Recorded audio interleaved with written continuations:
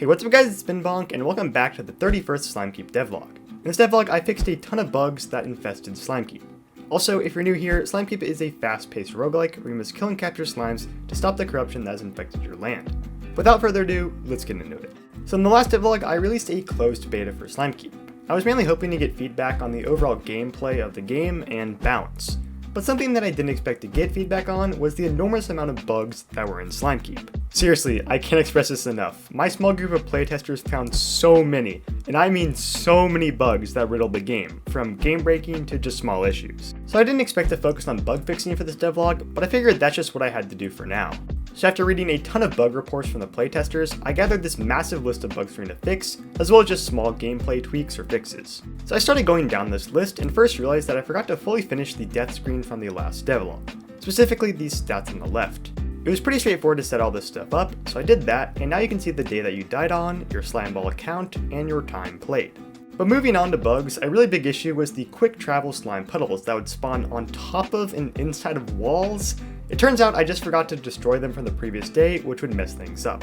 So I just made this loop to fix that, but I wasn't done quite yet. I made it so that if the player uses a puddle that is not in the hub area, it'll automatically teleport them to the hub area. I think this just makes sense, as now the puddle feels a lot more quick and satisfying to use, and I think a decently high percentage of the time, the player will use a puddle to return home. And if not, they can always use the puddle at home to teleport where they want. Next up, there's a glitch where the player couldn't purchase items from the shopkeeper, so I just fixed that up. But moving on, I figured that if I was about to fix a bunch of bugs, it would make sense to make a debug menu to make this process easier.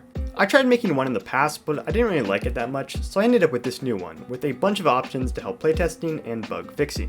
Next, there was a bug where the player couldn't exit the computer once opening it, due to them still being able to move while the computer was open. So I froze the player while in the computer to fix this issue. Now for the next set of issues, I wanted to focus on difficulty complaints, and how people felt there weren't enough ways to regain health and that sort of stuff. So the first change I made was healing the player by 1 health every time they sleep, just to be a little more forgiving.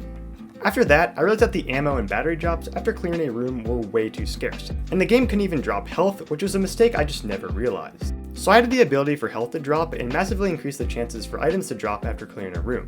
Additionally, I gave the chance for an upgrade to drop, which can be pretty satisfying to actually get. Another small difficulty tweak I made was sprinkling in some less difficulty enemies every now and then to more difficult rooms to make the difficulty transition a tad more forgiving and natural. Moving on, I got some feedback that you need to be wishlisting Slimekeep on Steam right now because it helps me with promoting the game when I release Slimekeep.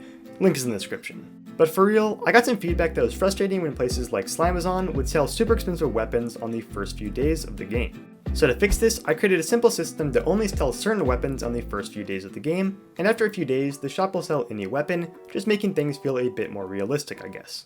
Next up, there were a ton of issues with the player dying. Their health could go negative, the player could spin around for some reason, and the death screen wouldn't always go fully down. So I just fixed these up pretty easily. For the next few bugs, I got some feedback that there were quite a few issues with the capture gun. First, I realized that the capture gun's particle layer was kind of messed up and too low, making them appear under walls, so this was just a pretty easy fix. There were also some issues with capturing slimes, such as the player being able to switch weapons in the middle of a capture, really messing things up. This weird issue could also happen once failing a capture, putting the player in a weird capture state, so I fixed that up also. Another issue with the capture gun was how the player could take damage from a slime's attack while that slime was being captured. So I just made the player not be able to take damage while capturing, which is not an ideal fix, but it got the job done for now.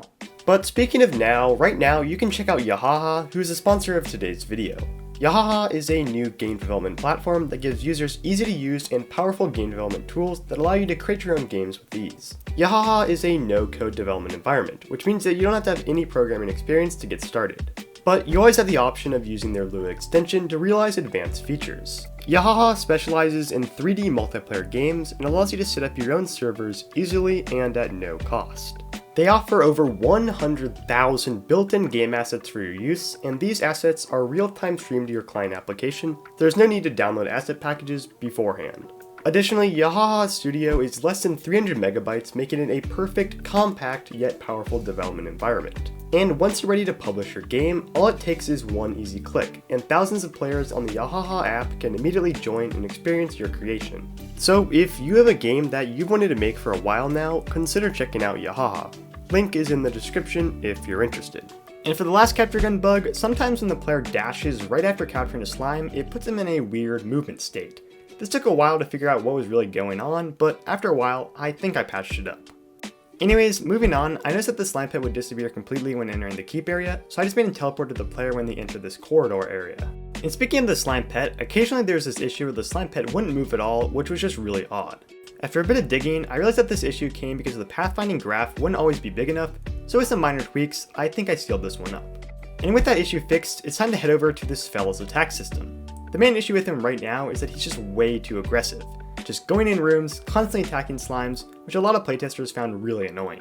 So I figured a good fix to this, and the only fix that really seemed to make sense, would be to only make the slime pet attack slimes that you, the player, attack first. After going head under for a bit, reworking the slime pet's logic, I ended up with this, where the slime pet wouldn't attack any of the slime enemies in a room, and would just constantly follow the player. But once the player attacks a slime, the slime pet will now lock onto that slime and continue attacking it. And if the player starts attacking a different slime, the slime pet will then switch targets. So that was the new slime pet attack system. Really happy with these changes myself, but let me know what you think. Moving on, it was now time to focus on fixing a bunch of issues with these slime enemies. To start off, I fixed an issue where the Sleepy Slime's projectiles would go through walls and terrain, which made it kind of OP. Onto the Spearman Slime, his spear wouldn't always do damage to the player, so I just fixed that up also. For the Projectile Slime, he just needs some general difficulty tweaks. Right now he shoots projectiles way too quickly, especially at later stages, so I tweaked around a bunch of values, making him a lot more balanced. Now for the final and biggest slime change, we had to talk about this guy, the Square Slime. This slime is an absolute mess, and my group of playtesters found so many bugs caused by this guy that I don't even know where to start. Sometimes he'd die and then reappear, or charge at you and go into the void. The list just goes on. As much as I like the Square Slime, I figured that the time it would take to fix this guy up would be substantially longer than it would take me to make a new slime for the game. So I opted to say goodbye to our beloved Square Slime and got to work on a new slime. As for the slime to make, Northernite made this really cool hacker slime concept, so I figured to work on adding him into the game. As for the mechanics of the slime, I took some of Northernite's ideas and tweaked them a bit. I envisioned the hacker slime having an aura-like shield of 1s and 0s that would block player projectiles. Then this slime would spawn little minions that would go after the player, and if the player killed these minions, it would partially break the shield or aura around the hacker slime, giving the player an opportunity to actually deal damage to the slime. With this idea in mind, I got to work. I started off by setting up this slime in Unity, just giving him a basic idle animation and creating the aura of binary. I then just made this slime spawn minions every few seconds, and once a player kills these minions, the shield will break a little bit. Next up, I made the shield spin around the slime, and also made a minion spawn animation, which admittedly is a little hard to see in action. And for the final touch-up, I gave this slime the ability to grow, spawning more powerful minions with each stage grown. So that right there is the hacker slime. I think it's pretty unique and operates quite differently from other slimes, so let me know what you think. But moving on, I now wanted to fix an issue that was kind of annoying where the player would sometimes enter a room and immediately take damage from a slime near the entrance. So to fix this, I just gave the player around half a second of invincibility once entering a room, which was a pretty simple fix. But to switch things up a bit for these last few issues, now let's go through a rapid fire list of bug fixes and changes. A bunch of rooms on the minimap were really messed up, so I fixed that. There's this issue where sometimes the player would enter a room and the fog would not trigger, so I fixed that. There were a bunch of issues with this rocket launcher, where the rocket wouldn't explode when touching enemies and the explosion itself was pretty messed up, so I fixed that. I thought that the chalk room for this chalk room launcher weapon didn't return to the player quick enough, so I fixed that. Sometimes buying weapons from the shopkeeper was a bit buggy and would take a few clicks to actually purchase, so I fixed that. I wasn't a huge fan of this pocket watch upgrade that slowed down time when the player took damage, so I tweaked it to trigger a less noticeable effect on every third dash. I felt it was a little unclear when the player couldn't pick up an item drop, so I made a bunch of little pop-ups to let the player know why they couldn't pick up an item. I was kind of annoyed how upgrades in shops wouldn't describe what the upgrade actually does. So I added descriptions in the Slimazon, the upgrade seller, and this guy to be a little more clear to the player. And speaking of clarity, I also added a description to this discount board to describe the tasks that the player could do to receive a discount on items. And for the final bug fix / tweak of this video, I fixed some issues with the slime pin to make slimes not mess up layer wise. And with that bug fix, we're done for now. I definitely didn't fix every bug in the game, and I know that for a fact after sharing this updated build to my group of playtesters who once again found even more bugs. But whatever, I'll get to fixing those at some point later on. So yeah, that's all I have for now. I know this might have been a bit of a repetitive video with all the bug fixes, so sorry about that, but that's just part of game development. Anyways, thanks for watching, and I'll see you guys in the next video. Bye.